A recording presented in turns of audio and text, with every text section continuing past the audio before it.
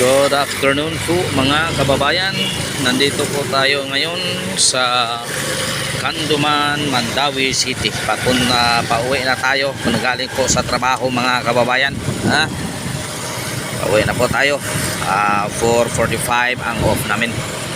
So by the way mga kababayan, mag-comment po tayo ngayon tungkol sa PhilHealth. Sauli ng gobyerno dahil hindi nagagamit. Magko-comment po tayo dyan, ikaw kung anong comment mo rito, dahil ako rin magko-comment po ako. So magko-comment po tayo. By the way mga kabayan, kung hindi pa ka naka-subscribe sa aking channel, subscribe naman, palike and share ang ating video para naman madagdagan ang ating mga subscriber. So yun lang ang hiling kong tulong mga kabayan. Bilang tulong mo na rin sa akin, kung mabigat sa iyong kalooban, palike and share ang aking video at salamat sa inyong panonood. Maraming salamat sa iyong panonood mga kabayan.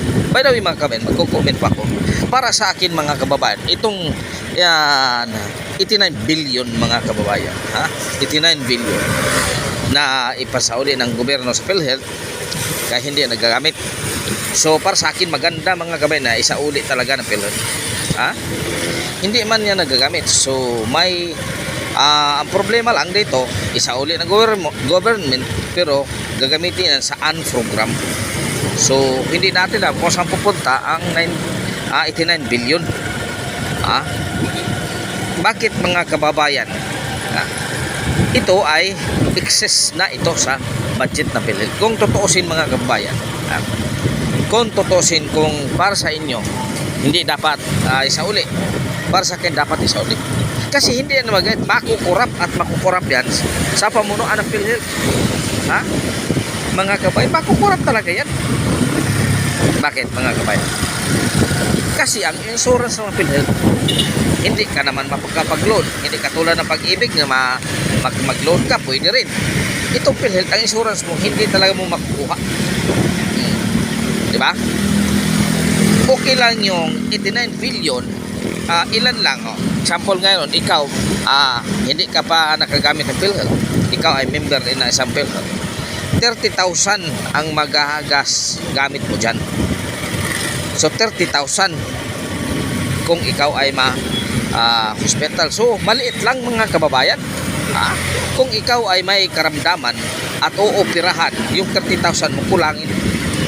So dapat siguro para magagamit yung 89 billion, siguro gawin nilang ang every patient, gawin nila na 300,000 ang budget. Medical. Yun. Para magagamit yung 89 billion, hindi yung 30,000 lang, para lahat ng member ng PhilHealth, kung magkasakit ka, kung anumang karamdaman mo o operahan ko, whatever sa inyong karamdaman kailangan, malaki ang iyong mayroong malaking nakadeposito, 300,000 ang value, di ba? Pero kung 30,000 lang, kung mayroong okay lang yung kung may trangkaso ka lang, nilalagnat ka lang, tumatay ka lang. Pero kung may part sa iyong katawan na kukunin, kaya ovary o whatever, di ba? Ngayon, yung 30,000 mo kuha mo, kulangin talaga yung budget niyan, mga 200,000 mga kababayan. Kapag nag-opera ka ng ovary, 6 sa ovary, babudget ka talaga ng 200,000 yan mga kababayan. So kung patataasan ang PhilHealth ang budget ng ganyan, kung mga major operation, mga 300,000, so walang problema, walang question na isauli nila ang 89 billion. Kasi magagamit yan, kagaya ngayon, maraming mga affected areas ng baha. So yung 89 billion makukuha yan sa emergency fund and program. Hindi mo maalam kung ano mangyari, di ba mga kabayan? Hindi mo alam, may mga calamity fund, doon yan ilalagak. Tama, para sa akin tama yan. So by the way mga kababayan, para sa akin na maraming salamat sa inyong suporta mga kababayan. So hanggang dito na lang po. Maraming salamat. God is good all the time. God is good. private senior kaninyong tanan mga kababayan.